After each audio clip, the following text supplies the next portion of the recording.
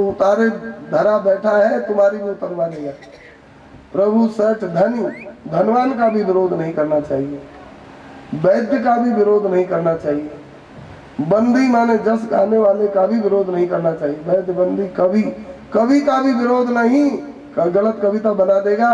और भानस माने रसोईया का भी विरोध नहीं करो, नहीं तो उसी के हाथ में जिंदगी कुछ मिला देगा। भानस और गुणी, गुणवान का भी विरोध नहीं करना चाहिए। भगवान ने प्रभाव आज इसका है, मणि से तेज चमक रहा है। भगवान ने उठ करके स्वागत किया, आओ भैया सत्राजित। कैसे, अरे ये तेज कैसे तेरे शरीर से निकल रहा है? उसने अभिमान में सारी घटना सुना दी। मैंने सूर्य की तपस्या करी, सूर्य ने मणि दी है, प्रकाश निकल रहा है। भगवान ने कहा बहुत अच्छा, थाले बैठे क्या करें, कर लीजिए कुछ काम, होने दो अंताक्षरी लेकर हरि का नाम। क्या करेंगे थाले बैठे? तूने अच्छा किया, कुछ करना चाहिए मनुष्य को। लेकिन भैया एक बात बताऊं, हित की बात।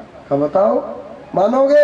अरे मानने योग्य होगी तो मानेंगे, नहीं तो बताओ, तुम बताओ क्या बात। एक शास्त्र में नीति है, अगर कोई हमारा परिवारी बंधु भाई और उसका अनिष्ट होना है और वो अनिष्ट को हम जानते हैं, हम बता दे तो वह अनिष्ट से बच भी सकता है, और हमारे जानते जानते भी हम बताए नहीं और उसका अनिष्ट हो गया तो उसका पाप हमको लगेगा। ये शास्त्र की नीति है। हम बताए क्यों नहीं, समय से बता देना चाहिए था। और हम उसके भाई हैं, नहीं बताएंगे तो उसके पाप का हमको जिम्मेवार होना पड़ेगा। भगवान श्री कृष्ण जानते हैं ये मेरा भाई है, नीति है कि इसका अनिष्ट होगा इस मणि से, इसका घर चौपट ये भी मारा जाएगा, इसका भाई भी मारा जाएगा, इसका घोड़ा भी मारा जाएगा, इसकी बेइज्जत होगी। तो भगवान ने नीति का प्रयोग किया। भगवान ने कहा भैया ये मणि देखो कीमती वस्तु है, और नीति में लिखा है कि कीमती वस्तु कमजोर को नहीं रखनी चाहिए, कमजोर रखेगा तो वस्तु भी जाएगी और गला भी कटेगा। तो भैया मैं तुमसे कहता हूँ ये मणि में 10-20 लोगों की दृष्टि है। अब तू मणि को उग्रसेन महाराज के खजाने में जमा कर दे, तो उग्रसेन के पास सिकोटी है, उनके पास सामर्थ्य है, राजा है, तू मणि को मत रखे, तेरा कल्याण नहीं होगा। इसने कहा वाह, तपस्या हमने करी, भूखे हम मरे और मणि उग्रसेन को नहीं देंगे, नहीं देगा तो जैसी तेरी इच्छा परिणाम तेरे सामने आएगा। उठ करके वह घर चला गया बड़ा नाराज होकर, और घर में गया तो उसका छोटा भाई था प्रसेनजित, उसके भाई का नाम प्रसेनजित, वो बहुत बड़ा बुद्धिमान बनता था। उसने कहा भैया कृष्ण बड़ा और चालाक चतुर है, देखो इसने मणि को देख लिया है और अब ये कुछ न कुछ राजनीति लगा करके मणि नहीं लेगा, तो भैया ऐसा करो मणि ही हमको दे दो। उसने भगवान का कहा नहीं किया, मणि छोटे भाई को दे दिया। मणि को गले में पहन करके प्रसेनजित तमेकदा मणिम कंठे प्रतिमुच्च महाप्रभम प्रसेनो है मारुये मृगयाम बेचरत बने। वह घोड़े पर बैठ करके मणि को गले में धारण करके शिकार खेलने के लिए जंगल में गया। मणि से बड़ा भारी प्रकाश निकल रहा था। प्रसेनम सहयम हत्वा मणि माच्छेद्य केसरी, और वहां एक बलवान सिंह आ गया, सिंह ने घोड़े और भाई को मार दिया और मणि को लेकर के जंगल में आगे बढ़ने लगा। और गिरिम विसन जामवता निहतो मणि मिच्छता, और उसी जंगल में जामवंत महाराज रहते थे। जामवंत जी ने सिंह को मारा और मणि को लेकर गुफा में चले गए। गुफा में उनकी एक बिटिया वो पालने में खेल रही थी, उनका नाम है श्री जाम्बवती माता। अब जामवंत जी भीतर भजन कर रहे थे, इसका भाई घर में आया नहीं, यह चिंतित हो गया। अब इसकी पत्नी ने पूछा क्यों भाई आप चिंतित क्यों हो, पतिदेव से पूछा। इन्होंने कहा देवी तो कहना नहीं, एक बड़ी गंभीर बात है। अरे क्या बात है, हमसे कह दो, हम कहेंगे नहीं। कहा कि देखे हमको शंका है, तेरा देवर नहीं लौटा ना शिकार से, हमको शंका है कृष्ण ने मेरे भाई को मरवा दिया। अब वह उदास रहने लगी। उसकी सहेली ने पूरा पूछा बहना तू उदास क्यों है आज, बता। तो तू कहना मत, जैसी तू सत्यवादिनी वैसी मैं भी सत्यवादिनी हूँ, तो बता दे तो कहूंगी नहीं। उसने कहा मेरे देवर को कृष्ण ने मरवा दिया। इसके पति ने तो कहा कि शंका है और उसने पक्का कर दिया, मेरे देवर को कृष्ण ने मरवा दिया। तो सुनते ही वह उदास रहने लगी। उसकी सखी ने पूछा क्यों क्या हुआ, कहना मत, एक बड़ी गंभीर बात है, जैसी तू सत्यवादिनी वैसी मैं। बता दे। उसने कह दिया, सारी द्वारिका में खबर पड़ गई। देखो माताओं, आप मत सुनो, आप लोग सुनो, ये नारी को गुप्त बात कभी भी नहीं बतानी चाहिए। ये लोग नहीं सुन रही हैं, आप नहीं सुनो। क्यों? क्योंकि नारी समाज को युधिष्ठिर जी का साप है। जब महाभारत में मरे वीरों को जलांजलि देने युधिष्ठिर जा रहे थे तो कुंती जी ने कहा कि बेटा युधिष्ठिर, कर्ण को भी जलांजलि दे देना। युधिष्ठिर जी बड़े नाराज होकर बोले, माँ ये कर्ण नीच राक्षस से मेरा क्या नाता, मैं उसको जलांजलि क्यों दूंगा? मैं तो धर्मात्माओं को, अपने पक्ष के वीरों को जलांजलि देने जा रहा हूँ। अरे बेटा तू नाराज मत हो। कुंती जी ने कहा, कर्ण तेरा बड़ा भाई था, मेरा बड़ा भाई कहाँ? अरे मैया, मेरा बड़ा भाई और तूने इतनी गंभीर बात को अभी तक छुपा के रखा, और मैं मर गया तब बोल रही हो। और बहुत व्याकुल हो गए। अगर ये बात हमको पहले पता चल जाती तो मैं युद्ध ही नहीं करता। माँ तुमने अनर्थ कर दिया, इसलिए मैं साथ देता हूँ धर्मराज युधिष्ठिर, नारी जगत को, नारी समाज को, कि इनके चित्त में, इनके हृदय में कोई भी गंभीर बात कभी भी नहीं टिक पाएगी। सारी बात को बता देंगे, आज नहीं तो कल। और ये साफ प्रकट दिखता है, कोई कोई होए तो होए, नहीं तो सब एक बेल की तुमड़ी है। हाँ। कोई माता के पास कोई चला जाए, पुरुष चाहे दूसरी माता, और कहे कैसे हो घर में? ठीक है। तुम्हारे पति? हाँ नौकरी करने जाते हैं। कितना वेतन पाते हैं? पहले मीठा मीठा बोल लो, फिर बिना जूता खोले हृदय में घुस जाओ। जूता बाहर मत खोलो, बिना जूता खोले भीतर घुस जाओ, और फिर सारे हृदय को खकोल करके देख लो कहाँ क्या भरा है। अच्छा कितना वेतन पाते हैं पतिदेव? कहा इतना पाते हैं। रखते कहाँ है? यही अलमारी में रख देते हैं। और फिर बचा हुआ कभी उधार भी दे देते हैं। अच्छा तुमको कुछ खर्चा पाने का? हमको तो कभी नहीं देते हैं। तो तेरा खर्चा कैसे चलता है? मैं चुरा लेती हूँ, मैं उनकी जेब में से कभी कभी निकाल लेती हूँ। अच्छा तो फिर वो कुछ कहते हैं तो कहती हूँ कि हमको क्या पता तुम क्या करते हो, हमको क्या पता। अच्छा तो इसी अलमारी में रखते हैं? कहाँ इसी में रखते हैं, बैंक में भी रखते हैं, कभी कभी लाते हैं तो इसी में रहता है।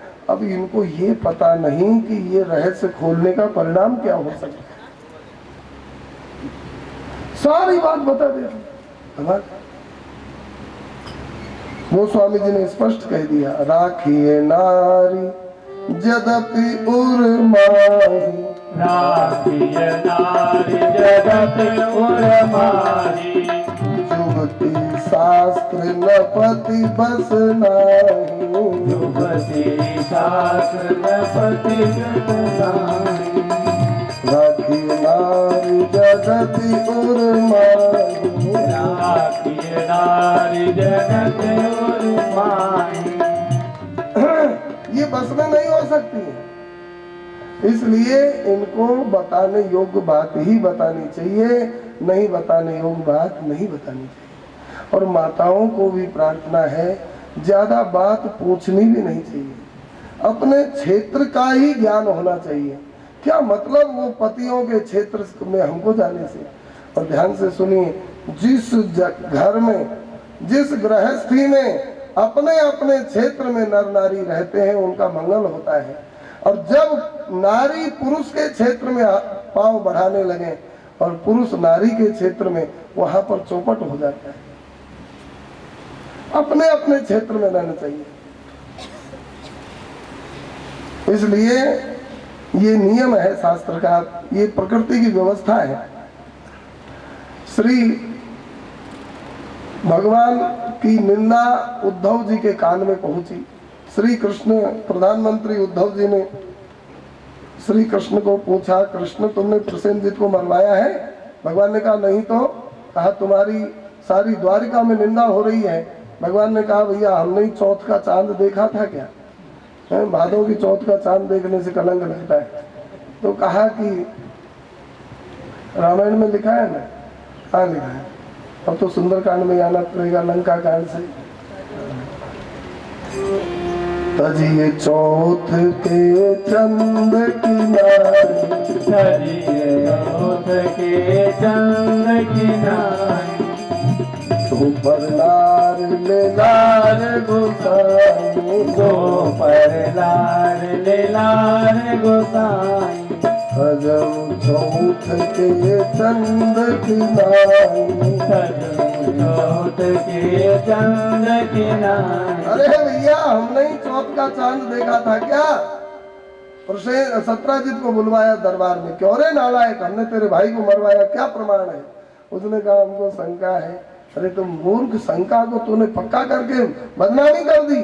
कहा कि प्रभु आप हमारे भैया हो परिवार के, और मेरा भाई मर गया, आपको चिंता नहीं कर रहे हो, ढूंढवाओ कहाँ है, चला गया। तो उल्टा पड़ गया। किसी किसी को शिक्षा दो तो वह कभी कभी उल्टी पड़ जाती है।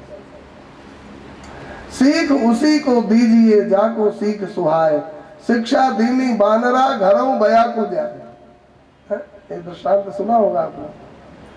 वर्षा हो रही थी बहुत तेज, ठंडी शीतल हवा चल रही, ओले की, बर्फ की। अब बंदर बेचारा कांप रहा था, दांत भी किटकिटा रहा था और बहुत सिकुड़ करके ठिठुर रहा था। एक बया नाम का पक्षी होता है, बहुत सुंदर घोंसला बनाता है, वो पक्षियों में विश्वकर्मा माना जाता है। ऐसा बढ़िया घोंसला तिनकों को ला ला कर बनाता है, एक भी तिनका आगे पीछे नहीं, एकदम जैसे कोई बहुत बढ़िया स्वेटर बुन दिया, कपड़ा बुन दिया, ऐसा बढ़िया वो विश्वकर्मा है। और हरे और पीले तिनका लाता है घास के, बढ़िया घर टोपा जैसा बनाता है, और लटकता रहता है वो पेड़ की डाली में, और उसमें खूब झोटा भी खाता है और आनंद से रहता है। वर्षा हो चाहे कोई चिंता नहीं, हवा भी पार नहीं होती है। अब वो बया नाम का पक्षी वह बंदर को शिक्षा दिया और कहा कि अरे नालायक, तेरे हाथ हैं मजबूत, 2 पांव हैं, बुद्धि भी बहुत है, लूटने खसोटने में बहादुरी दिखाता है, एक घर नहीं बना सकता था और अब फिर रहा है, देख मेरे एक चोंच है, मैंने कितना बढ़िया घर बनाया। बंदर ने कहा गुरुजी ठहर जाओ, अभी थोड़ा होश आने दो, गुरु दक्षिणा दूंगा, आपने जो शिक्षा दी है इसकी गुरु दक्षिणा दूंगा, और अभी थोड़ी हवा बंद होने दो, हम हमारे प्राण में प्राण आने दो। और दुष्ट नालायक बंदर ने अपना घर तो बनाया नहीं, वर्षा बंद होते ही, हवा बंद होते ही गया डाली में और सारे बयाओं के घर बंद उजाड़ करके फेंक दिए, तोड़ दिए सब बयाओं। तब से कहावत हो गई, सीख उसी को दीजिए जाको सीख सुहाए, शिक्षा दीनी बानरा वो घरों बया को जाए। तो सत्राजित जो है भगवान के उल्टा पड़ा हुआ। और आप मेरे भाई हो, मेरा भाई मर गया, आप निश्चिंत होकर बैठे हो, आप ढूंढवाओ मेरा भाई, आप भी तो भाई हो, सहायता करनी चाहिए भाई को। भगवान ने कहा शाबाश, चल तेरा भाई कहाँ गया, हमको क्या पता, पता लगाते हैं। भगवान गए मुख्य मुख्य पंच यदुवंशियों को लेकर जंगल में, और जंगल में गए तो वहां जाकर के देखा उसका भाई मरा पड़ा था, उसका घोड़ा भी मरा पड़ा था। भगवान श्री कृष्ण ने कहा देख यहाँ तेरा भाई मर गया, तेरा घोड़ा भी मर गया। अब मणि यहाँ नहीं है तो देखो मणि आगे सिंह के पंजे थे, स्काउटिंग वाले जैसे चलते हैं ऐसे भगवान चिन्ह निशान लगाते हुए चल रहे थे। यहाँ सिंह के पंजे हैं, सिंह देखा, आगे सिंह भी मरा पड़ा था। मणि वहां नहीं मिली तो उसके आगे भालू के पंजे दिखाई दिए। भैया लगता है कोई सिंह से भी बलवान भालू यहाँ रहता है, और भालू मणि को लेकर सिंह को मार के चला गया।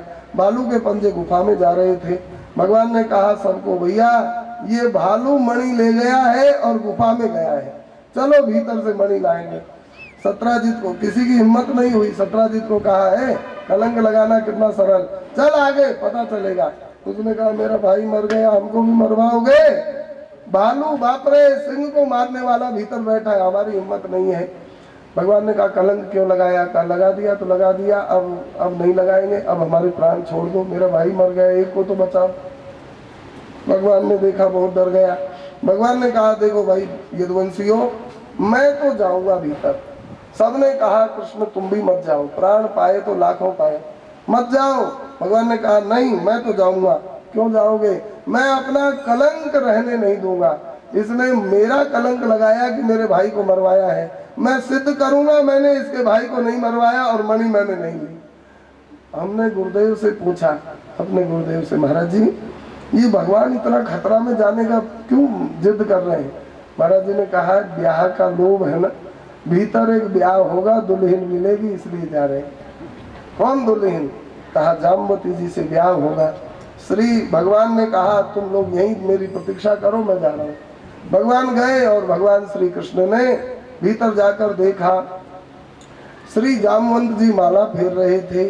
सीताराम जय सीताराम, सीताराम जय सीताराम, राधे श्याम जय राधे श्याम, राधे श्याम जय राधे श्याम, सीताराम जय सीताराम, सीताराम जय सीताराम, राधे श्याम जय राधे श्याम, राधे श्याम जय राधे श्याम,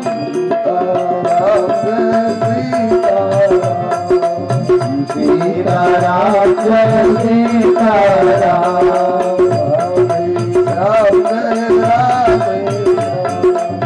राधे श्याम जय राधे श्याम।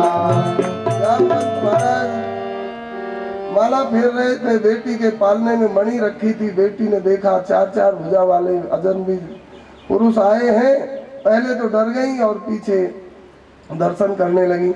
श्री जामवंत जी ने देखा मेरी बेटी के पास कौन यह बिना आज्ञा के पुरुष आकर के देख रहा है बच्ची को, और बच्ची भी देख रही है। जामवंत जी ने घूंसा मारा भगवान को, एक मारा घूंसा, भगवान पलट कर देखे मारे घूंसा, और घूंसा से बॉक्सिंग युद्ध होने लगा। फिर लात, घूंसा, घुटना, पौनी, और 27 दिन तक भगवान से युद्ध होता ही रह गया जामवंत जी का। ए भाई, पत्नी मिलना बड़ा कठिन है, पिटाई बहुत होती है। भगवान कहते हैं पहले पिट लो, चाहे बाद में पिट लो, पिटना तो पड़ेगा। दुल्हन ऐसे नहीं मिलेगी। भगवान 27 दिन तक घूंसा खाए, 27 दिन तक भयंकर घूंसा मारे और खाए। जामवंत जी 27 दिन तक भी हारने का नाम नहीं लिए। इस समय जामवंत जी की उम्र लगभग 38 लाख बरस की उम्र है। इतना बुढ़ा बाबा और सर्वेश्वर श्री कृष्ण से युद्ध 27 दिन तक करने का साहस रखता है। देखो इतने बूढ़े, भगवान ने एक मारा घूंसा, क्योंकि द्वारका वाले व्याकुल हो रहे थे। एक घूंसा कमर में मारा, जामवंत जी एकदम मुड़ गए, हड्डियों के जोड़ों में दर्द हो गया, तिलमिला गए, व्याकुल हो गए। अब गौर से देखा तो लगा कि अरे ये एक घूंसे में मुझको व्याकुल कर देने वाले मेरे रघुनाथ जी के अलावा और कोई नहीं हो सकते हैं। हाथ जोड़कर जामवंत जी कांपते हुए बोले, हे नाथ, आप मेरे रघुनाथ जी तो नहीं हैं। भगवान ने कहा हूँ तो रघुनाथ जी, लेकिन यदुनाथ जी बन के आया था, और आपने लात घूंसा से बढ़िया स्वागत किया रघुनाथ जी का। जामवंत जी रोकर बोले, प्रभु बता क्यों नहीं दिया पहले मैं रघुनाथ जी हूँ?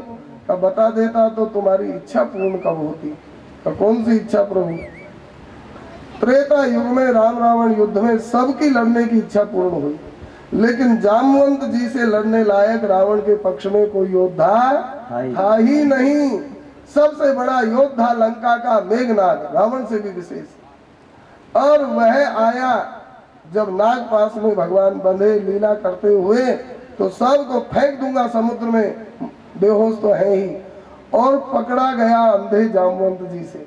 उस समय नागपाश के प्रभाव से जामवंत भी अंधे हो गए थे, और जामवंत इधर से उधर सब सैनिकों का सुरक्षा करते हुए घूम रहे थे, और इसके पांव की चाल को और कान से सुना जामवंत जी ने।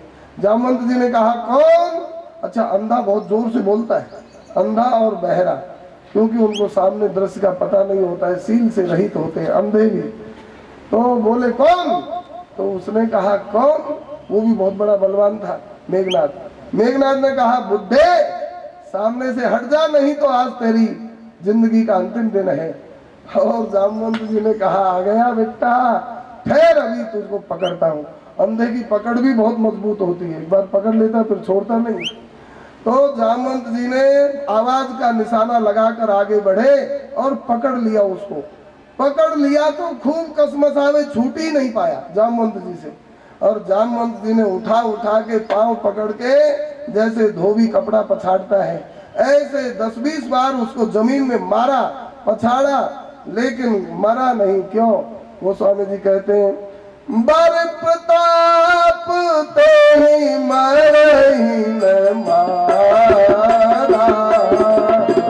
बर प्रताप ते मरहि न मारा, अब गई पद लंका पर तारा, अब गई पद लंका पर डाला, बर प्रताप ते ही मरहि न मारा, ओ बर प्रताप ते मरहि न मारा।